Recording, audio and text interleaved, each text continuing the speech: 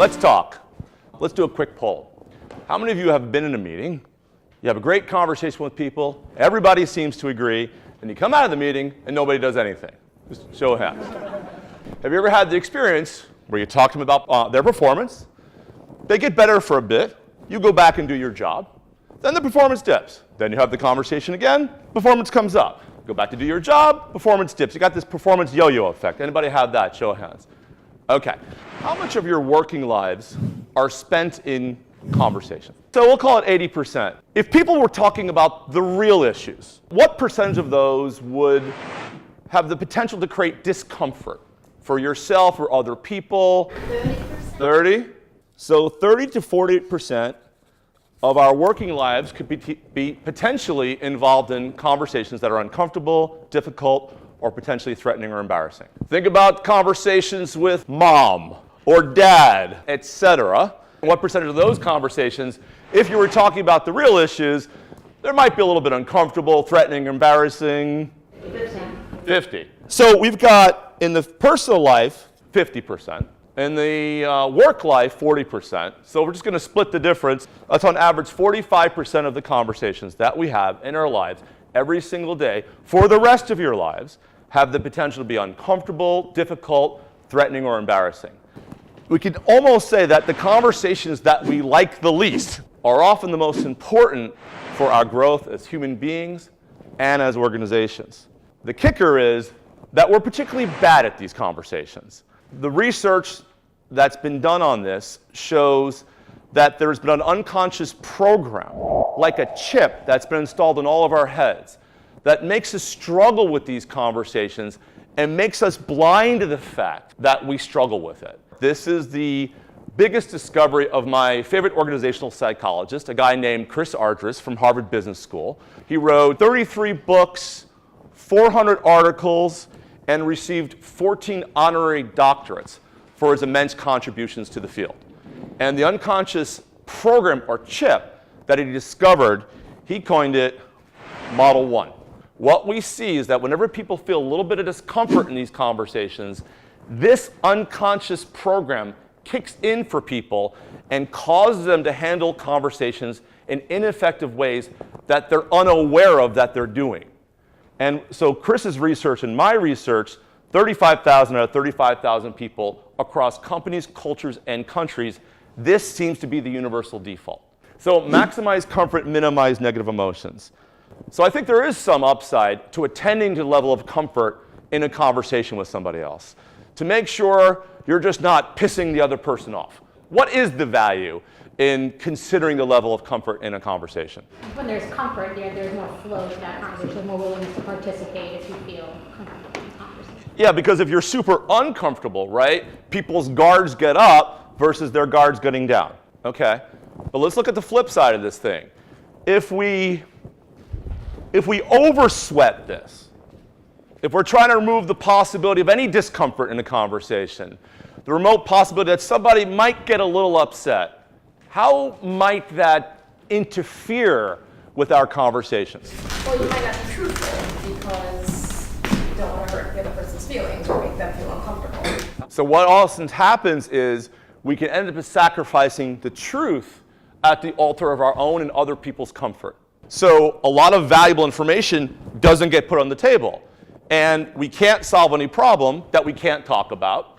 And we can't make a progress in a problem unless we have quality information from each other's minds to figure out, what the real issue is, what's true, what isn't true, what we might do about it.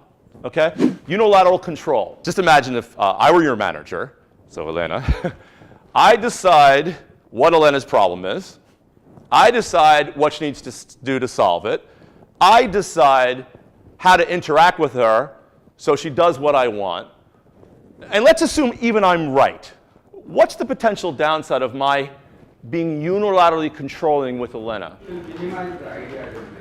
Minimize idea generation. And if I'm too controlling, I constrain the possibilities. What else is the problem with me being unilaterally controlling? Over here. I mean, you might get compliancy where she'll do what you tell her to do, but she's not going to be truly engaged and committed because she really doesn't want to do it. I'd be lucky if I actually got even compliance, if she saw through it. Okay, Lena, what are you going to say? No, often I would interpret it as being talked at as opposed to talked with. And with, that buy-in would be the key ingredient, because then I would have my input, then I would have buy-in, then I would probably have a better follow-through. And how many of you just love being talked at? Okay, win, don't lose. This is when it becomes more about achieving what you want and your agenda and preventing obstacles that might get in the way of that.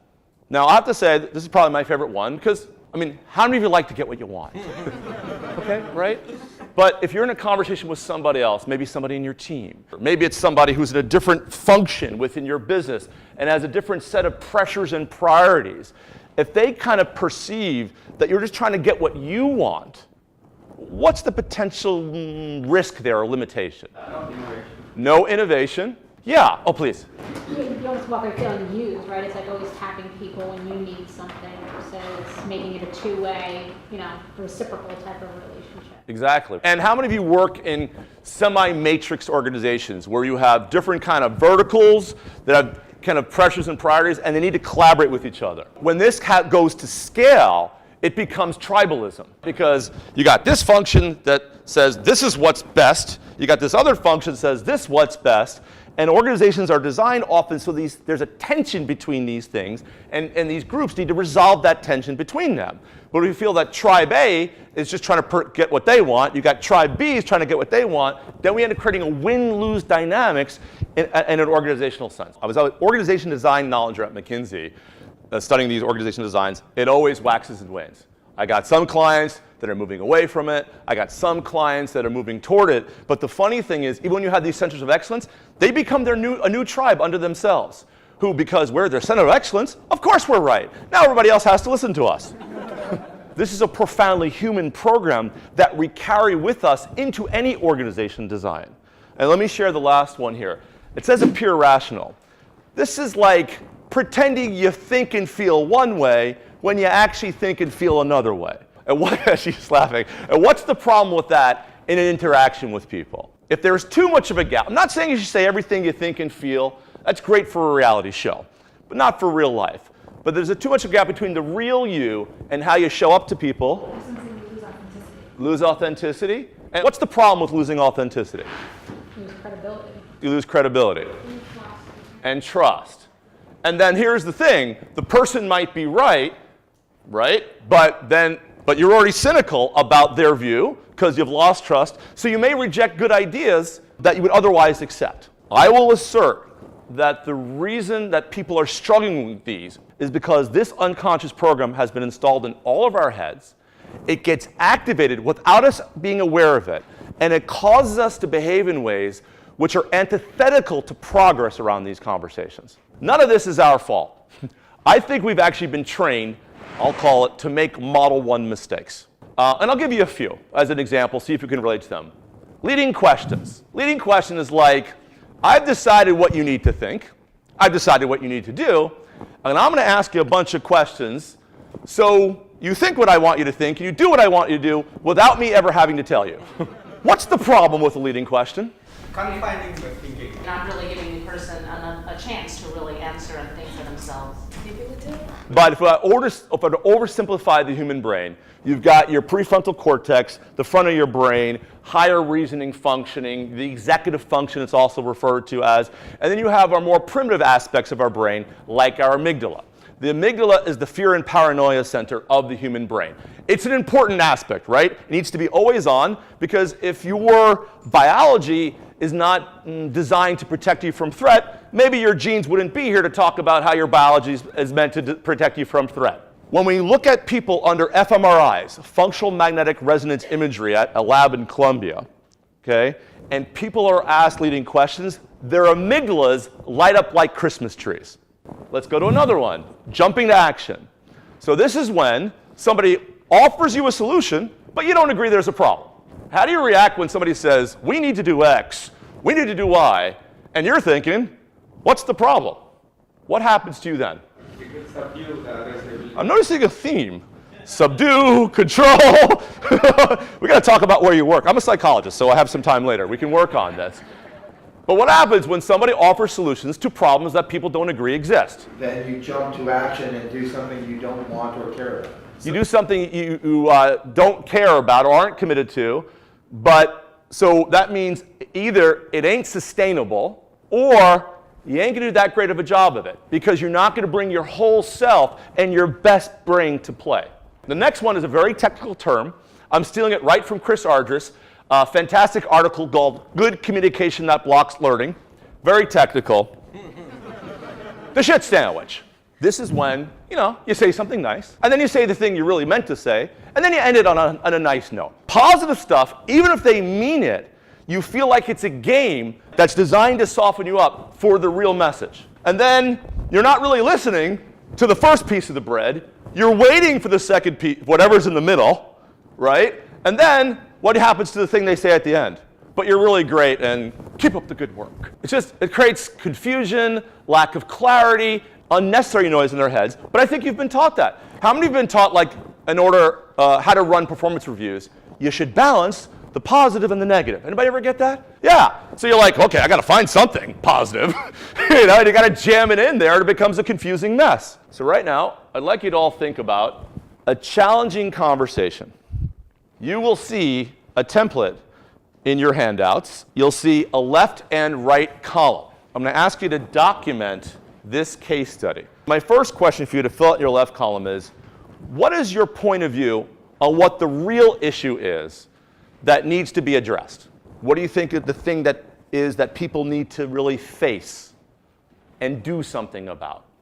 Next question for you is, what's your data? I mean, what's the data or the examples that you have that support your view that this is the real issue? What do you see as the downsides if the person or people that you're talking to don't kind of tackle this issue? And what are the downsides for them, for you, for the business? What's the downsides we're trying to avoid by addressing this thing? So if people do kind of face up to this issue and do something about it, what are the potential upsides? Kind of what's the benefit for them, for you, for the business? And last one, what questions were on your mind during the conversation? So when you're done with that, I'm going to ask you to fill out the right column. Actually, you're just going to transcribe the actual conversation that you had to the best of your memory. So what did you and they actually say? The words that you used, the words that they used. So I need a few victims for a free fast diagnostic of your case study, and don't worry, you're in good hands. I'm an organizational psychologist. So let me have somebody who thought, you know what, there was some good stuff in my left column. It just, for whatever reason, it didn't make it over to my right column. Tell us about some of the valuable things that were in your left that didn't make it over to the right. I didn't properly express, I think, part of the problem, like why it was a problem. Okay, yeah, so the kind of the reasoning behind the problem. Yeah. Quinn, what did you notice yourself saying or doing instead in the right column instead of expressing your reasoning? I was mostly just silent, to be honest. Now, was it only that you didn't express the reasoning behind that view, or did you also struggle to express that view? Both. Both. Okay, so we struggle to express, I mean, this, by the way, this is not uncommon. Quinn, you are not an N of one. I've worked with 20,000 plus case studies. In almost 80% of them, the person isn't actually naming the real issue. They're talking about a lot of other stuff, but not naming the real issue. And often what happens is people think it, they don't say it, the other person doesn't get it, and then we blame them. But reasoning and point of view, and instead you remain silent, but were you just kind of staring? Was it just a stare down, or did you talk about some other stuff? I was mostly asking her questions, trying to figure out why she was doing things the way she was doing them. So notice he's asking questions. So you guys see the gap here, right? He's got a point of view and a problem. He's got probably good reasoning to support his view, and instead his replacement is to ask questions. So I'll ask you guys, if you detect that he has a concern, and now he's asking you a bunch of questions to justify what you're doing, okay, what might the effect on you be? Defensive. So some of the downsides are The other person might get defensive. What else? It's a negative criticism of their performance, not necessarily voiced in that with Yeah, the it- terminology I'm using. It's funny, it almost has a more negative feel to it when it's not transparent. What else is potentially? I'm sorry, they're probably confused, like where is this going, why are we having this conversation? Confusion? They could dig in by answering your questions. They could actually believe themselves even deeper. Yeah, they dig their heels in and kind of become feeling more righteous about their point of view. Let's assume that Quinn is right. What's likely to happen with this problem if he's dependent upon this other person to agree that's a problem in this circumstance? Likelihood, no progress, or maybe he'll have to, if he really wants to take it on, maybe he'll have to use some power and authority and escalate so that he can maybe get his manager, put pressure on her manager, and then put pressure down. So what we see is, on the initial problem, which Quinn was concerned about, there's no progress, but now we've compounded the problem by adding a new set of problems.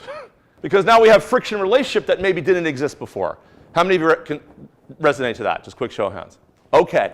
And Quinn, if you could find a way to express some of this stuff effectively, what's the potential upside? I think we become more effective in what we're trying to accomplish. So increase effectiveness. And what about the relationship? I think there's some positive outcomes for that potentially too. Or you think they're just going to hate you no matter what happens. So what effect does this have on? Okay, what's the negative effect on your life right now, given the status quo? It causes me like a lot of work, and I sit there and I am not happy. Not happy. Okay, we'll go with not happy. Frustration. Frustration. Yeah, stress. Stress. Okay, here we go. Now the psychologist in me is happy. Stress, anxiety, disappointment, disillusionment, lack of engagement, demotivation, all of it. Okay, now we're in the sweet spot here. Do you think Quinn said, I'm not going to say what my point of view on the real issue is. By the way, I'm definitely not going to give my reasoning. And I'm just going to answer a bunch of questions. Because what I really enjoy is making the other person defensive, negative, confused, more dug in, will generate no progress in a business problem, and I'll create for myself a lot of extra work, frustration, stress, and anxiety. Do you think that is Quinn's intention? No. Why do we, end up behaving in ways which are truly antithetical to our purposes? And this is why this Model 1 thing, I think, is such an important discovery. What Model 1 do you guys reckon was driving Quinn to suppress this, replace it with questions, and therefore get those results? What do you think drove him? Because he didn't want to, he didn't want to create a turbulent situation. So we're trying to make it more comfortable for ourselves. How many can relate to that just in life? Often you try to make these more comfortable with yourselves, and I think sometimes for other people, right? I mean, how many of you feel like, I don't want to upset this person, I don't want to be mean, I want to be nice, and as well, it also could be potentially win, don't lose, like maybe Quinn's got a cool workaround, right?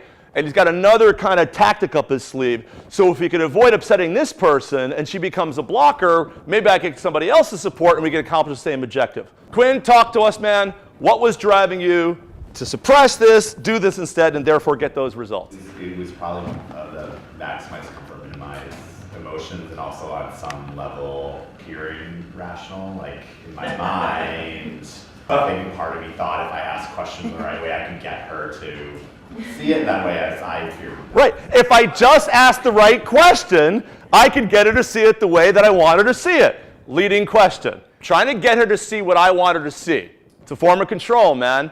And I'm going to try to pretend like I'm not doing any of it. I'm just asking some rational questions. Perhaps you're doing it in a British voice, to make it even seem more proper. And then hopefully they can come to the conclusion I want them to come to, so I don't have to tell them what I'm really thinking. Comfortable by asking them leading questions.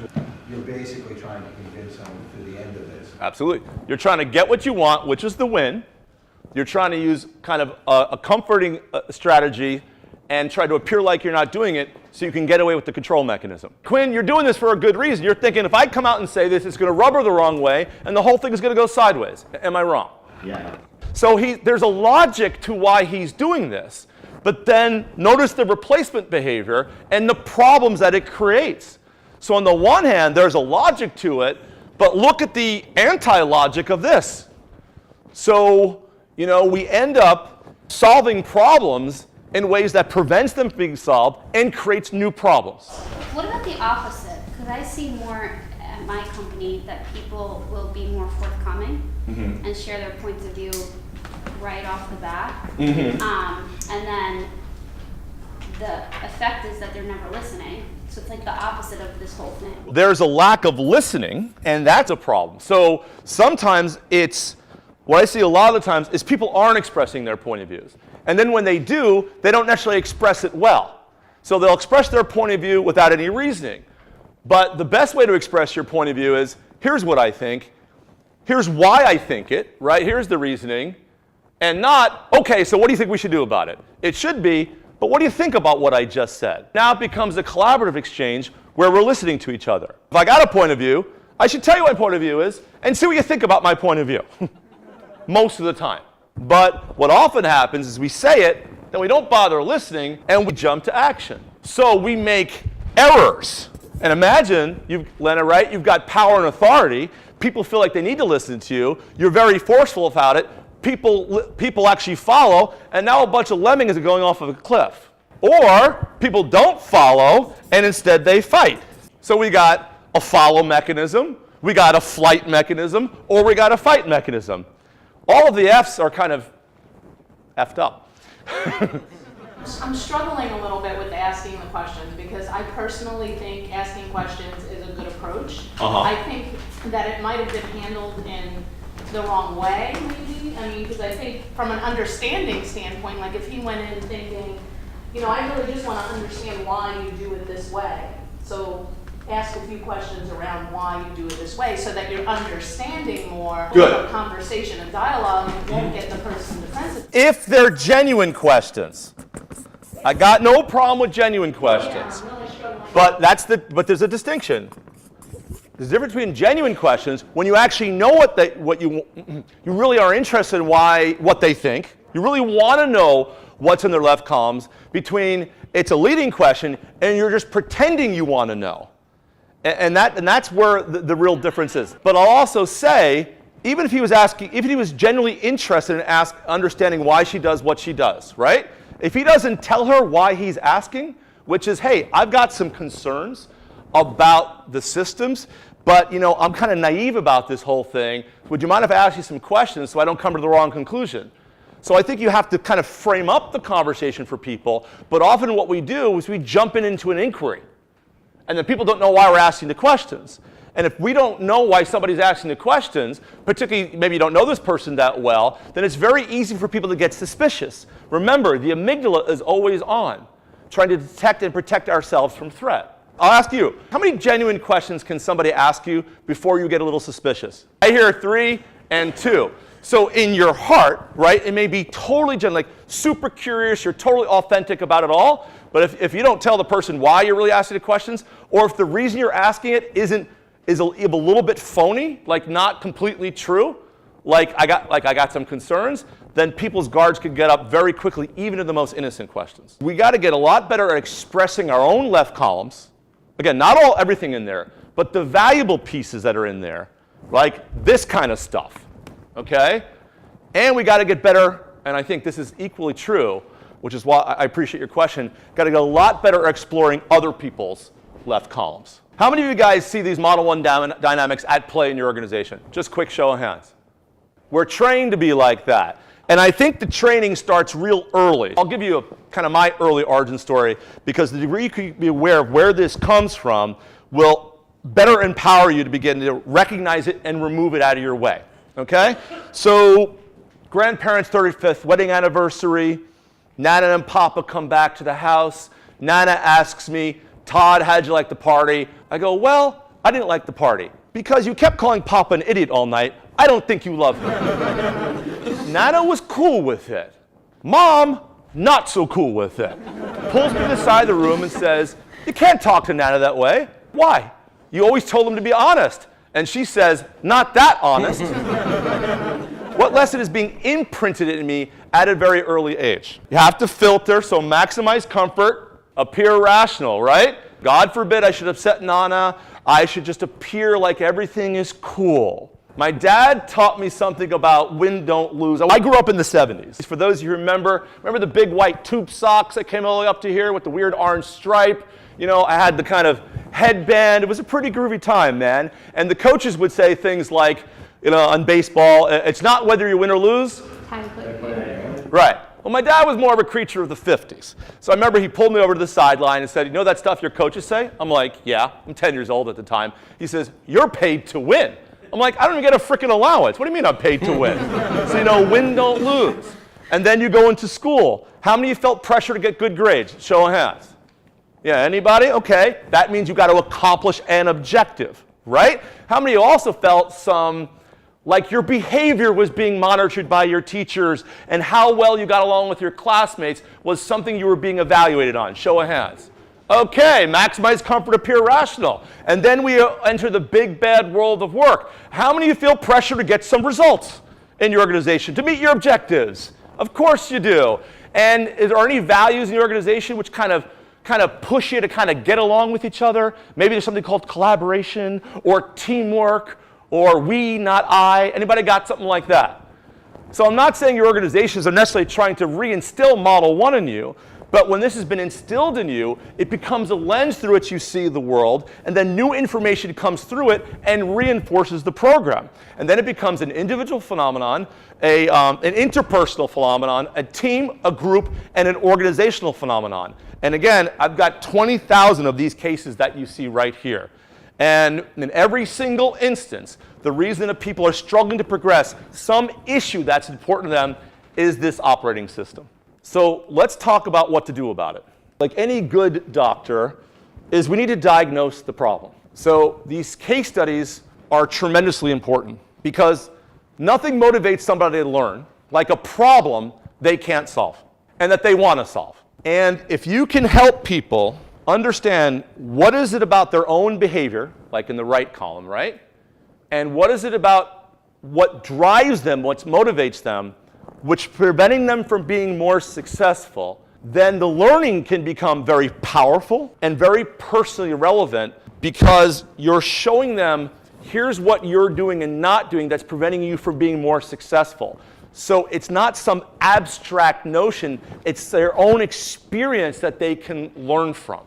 And then it becomes very practical because then they can apply what they learned to something that's real in the business and go out and get a win on the board, you know, soon after a seminar. So, and there's broad applicability around all this stuff. So we have case studies where you've got top teams writing about their differences on what the business strategy ought to be and how to execute against it. All kinds of leader and manager effectiveness workshops. This is kind of the linchpin. Performance management, coaching, kind of all of this stuff. So diagnosis is great, and my team is trained to how to diagnose this stuff with and for you. And we also teach other people inside of companies to do this for themselves. But it's great to understand the problem, but if you don't know how to fix the problem, the diagnosis becomes meaningless. The real hallmark of effective development, and see if you buy this, is that as a result of being trained, people should be able to get better results in the real world under real life pressure. And the research on this is pretty extensive from Harvard and McKinsey. Hundreds of millions of dollars every year globally spent on leadership training, and very little of it is enabling people to actually get better results. It's largely glorified infotainment, right? You get some good ideas.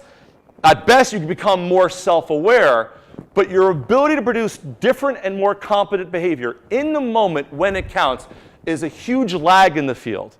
So for the last 25 years, I've been trying to figure out how to solve that problem.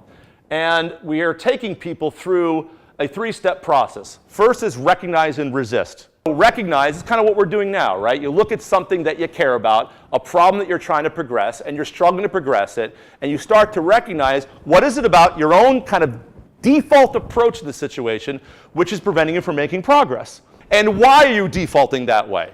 And this is why we talk about Model 1, because it's a very powerful explanation for why we do what we do. But if there's things that you've been programmed with which cause you to be less effective than you want to, that means you could be deprogrammed from it. So you start to recognize how you might be part of the problem, and you've got to figure out, how do I resist my default? This is often called self-awareness, right, in kind of corporate circles, right? Because if all you do is recognize, resist it, and you don't have something to replace it with, then you'll just be paralyzed. So you have to give people things that actually work and train them so they build new muscle so that they are ready to step out in the new world confidently and competently. So you've got to replace and help people reprogram their default. And then third, people have to get real world results. If you can't go out and solve problems you couldn't have solved before with the new you, so to speak, your mind and body won't allow you to change. You have to convince yourself that something works by putting it to the test in real life. So this testing phase outside the seminar is crucial. If you don't go here, we go back to ground zero. So we already did a little recognition work. Let's talk about replacement work. Guess what the replacement to Model 1 is? And here is Model 2. We're going to talk about how to operationalize this. Let me actually do it side by side, a contrast. And we can send you guys this deck later as well. So here's what we're saying in Model 2. Instead of you're trying to make the truth, at least your version of the truth, more important, and expressing it, more important than trying to keep yourself or other people comfortable. Instead of trying to control people, we're trying to put them in a position to make a free and informed choice. But at some point, Quinn and you all would have to come out and express your point of view and then support it with reasoning so that the other person has the information they need to decide whether to agree with you or to disagree with you. You're trying to empower other people to decide for themselves what they think about your thinking. So you got to give the truth in a way that enables them to make a free and informed choice. And instead of your ideas winning, in Model 2, we're trying to commit ourselves deep down to ensuring the best ideas win, which means you have to be willing to be wrong. A beautiful outcome from Quinn's conversation might be the person, I think this because, what do you think? And let's say they have a back and forth debate, and she says, I could see how this is hurting our credibility a bit. But let me tell you the bigger story about how we're doing it, and if we make the changes you suggest, I think it'll create more problems for us.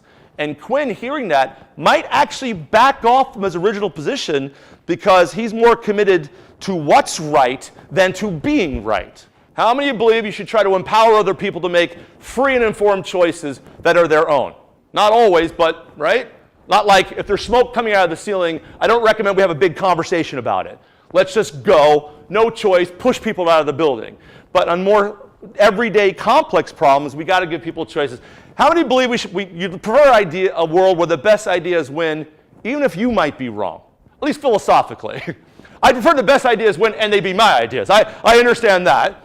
And we kind of all believe in authenticity. So these are philosophies that have been with us for thousands of years. But again, the thing is, it's not like you don't believe these things already. Quinn, you already believed these things before you wrote down this conversation. The thing is that Model 1 doesn't care about what you believe. Model 1 doesn't care about anything that you've learned. It has its own agenda to keep you and other people comfortable, to try to ensure that you get what you want, to maintain control, and try to appear like you're doing none of it. And it happens not through your intention because it's unconscious, it's just automatic. So it's not going to be good enough just to understand this. We have to find a way to we have to find a way to cultivate these values in ourselves and produce them in life under real life pressure. So this is some of the contributions that we've made to the field. The first thing is valuing this left column and seeing it as not something to suppress, but as a resource to explore others and to express your own. So really looking inside yourself through deep listening and saying, what are the valuable bits in my left column that I got to make sure get on the table for other people's inspection?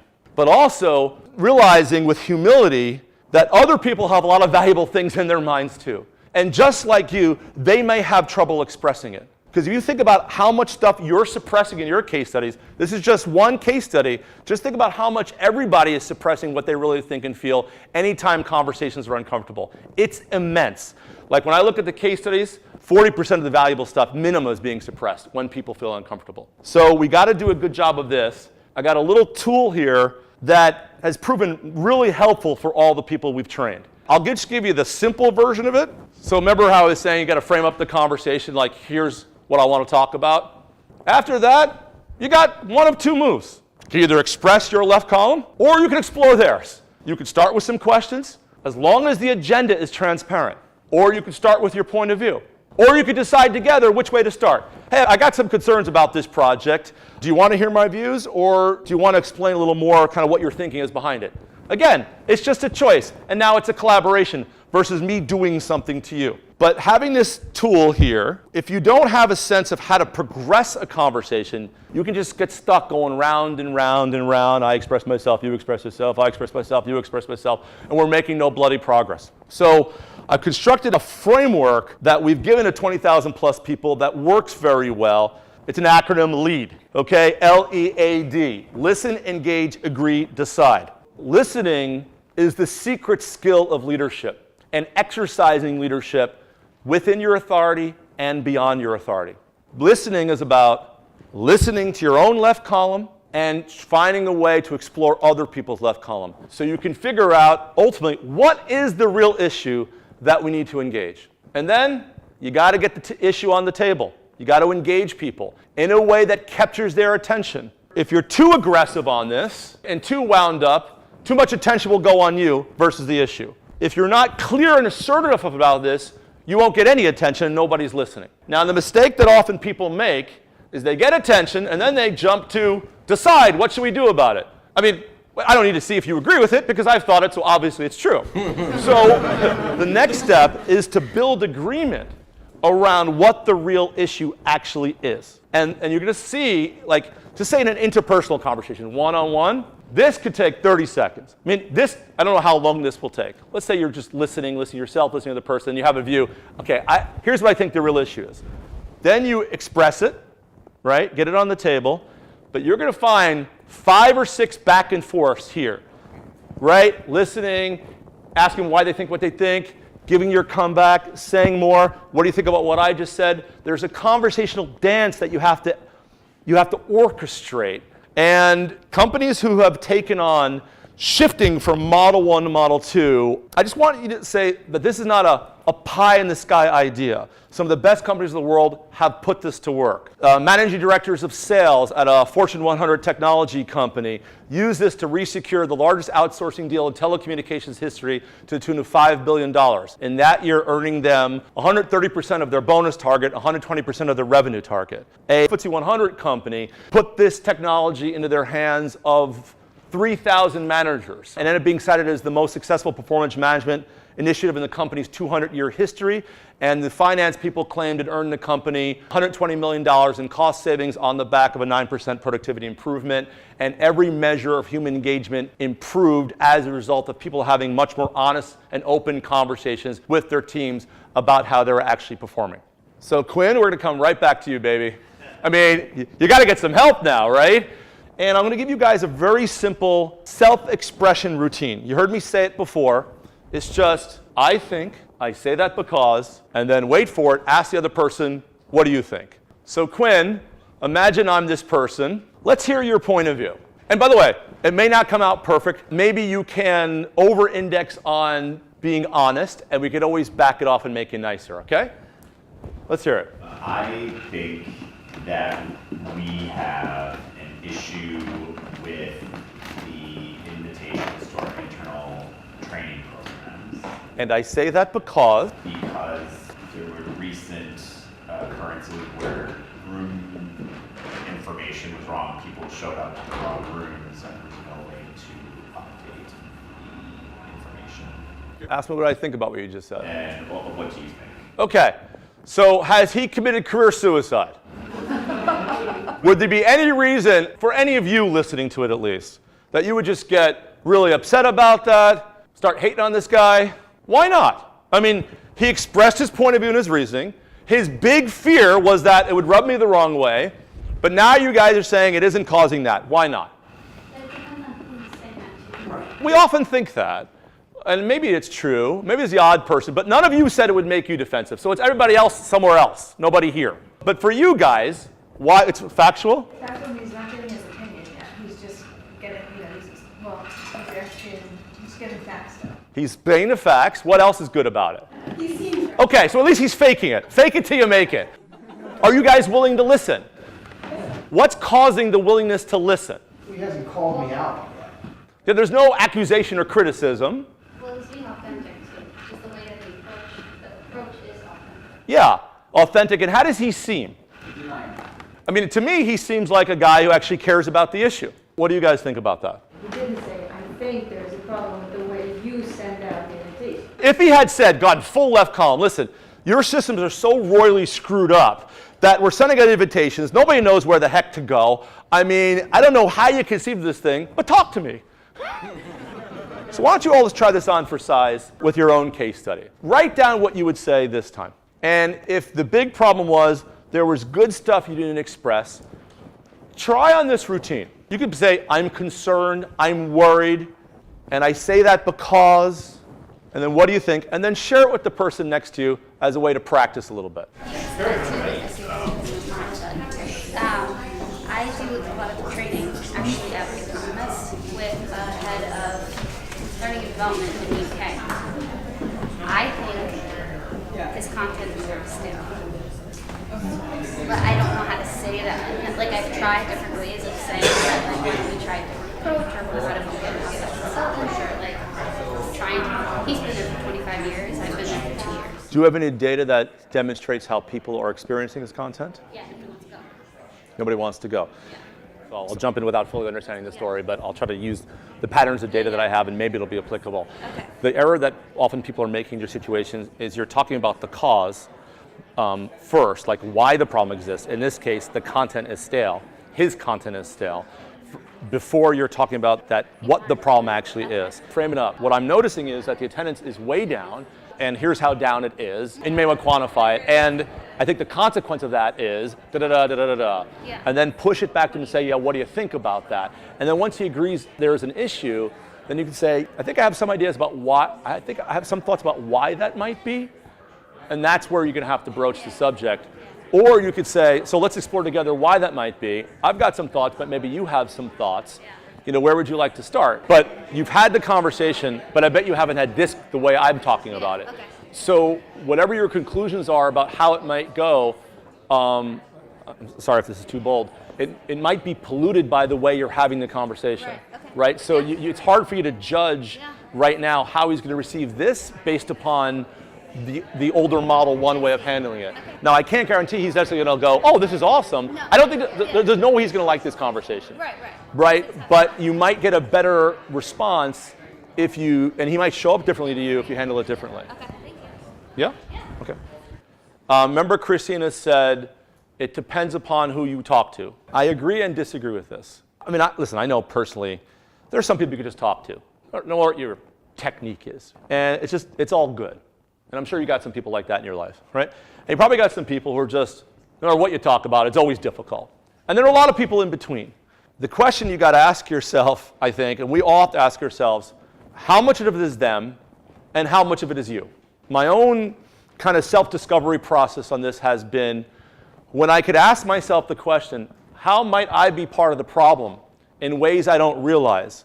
Sometimes that yielded a very empowering answer. I could see, yeah, they're really difficult, but then I could see there were ways I was handling the conversation that made them more difficult and then led me to come to more negative conclusions about them and their personality and how well I could work with them than were justified from the data. Because what I said to Christina is our Model 1 way of handling these conversations is polluting the data. So like if I ask somebody a leading question and it kind of pisses you off and I go, wow, she's just the most offensive person, I don't think that could be a fair conclusion, but it may not be a fair conclusion. Because how do I know if that's just who she is versus it's my leading question which kind of got her guard up? And so often we have these experiences of other people that have been polluted by our previous ways of interacting with them, and then we carry those experiences forward, and they tend to reinforce our very Model 1 behavior.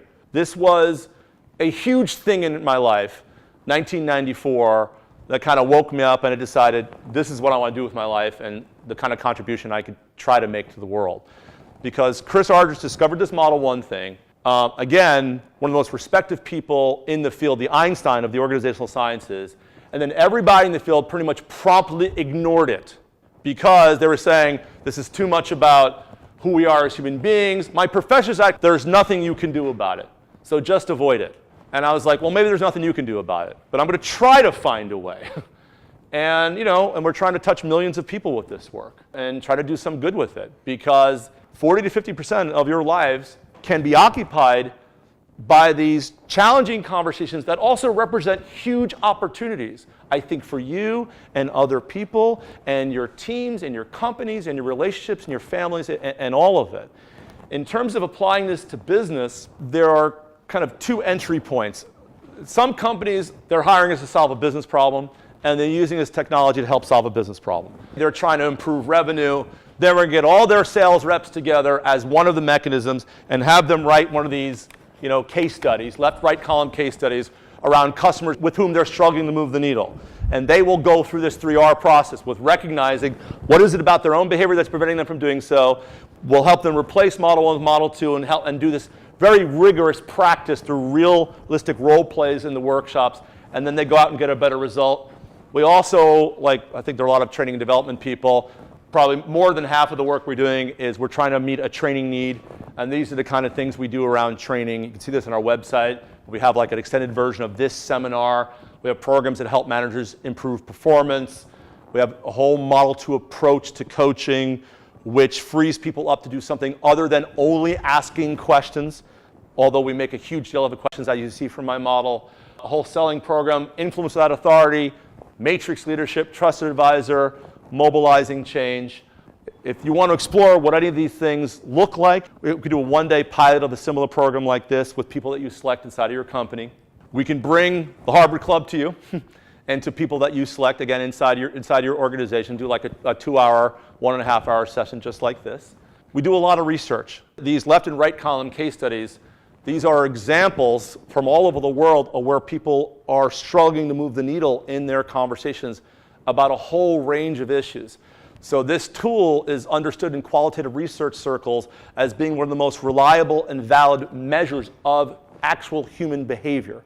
It's the next best thing to actually observing what people do, because your programming will not allow you to fake the right column. So as a result of that, this work is, anytime we're developing people and consulting organizations, we're also using this as a research database. We often sit down with our clients and some new prospective clients to actually give them executive briefings on the new research. You can join our LinkedIn community in the meantime, and this way you can get access, early access to new articles that I'm writing and videos and announcements about any other kind of events that might be of interest to you. So for example, right now, we're in the middle of working with the entire IT organization that has tried to lead their pharma through a major digital transformation. And it requires that all these IT leaders, 150 people are going through the program. It's a 9-month intervention. They're all writing case studies where they're struggling to collaborate with each other in the matrix and influence the business. So another company where they want to revolutionize the way they sell from Model 1, where salespeople are just trying to achieve their objectives and get what they want, get you to buy more business for them, and they're trying to have a much more authentic and open exchange with their customers. We're doing the personal rewiring in terms of development, but there's a change to the organization design that's needed. So they're changing the way people are measured, assessed, rewarded, and so that the environment is pulling for Model 2 versus reinforcing Model 1. And when we talk about transforming an organization from Model 1 to Model 2, first of all, there's a lot you can do, much more you can do just through development without changing the system within which people are working. But true transformation takes both. And there seems to be a lot more within people's influence to make better than they realize. They often will say, well, I can't change until my organization changes. But when we empower them with this Model 2 technology, it's not like they still don't experience problems and obstacles, they do. But their sphere of influence expands significantly. And I tend to like to do the development first so we can see how much we can push the system without having to do all the hard work of redesigning it. If you have any other questions, we can grab a coffee. Thank you very much for coming.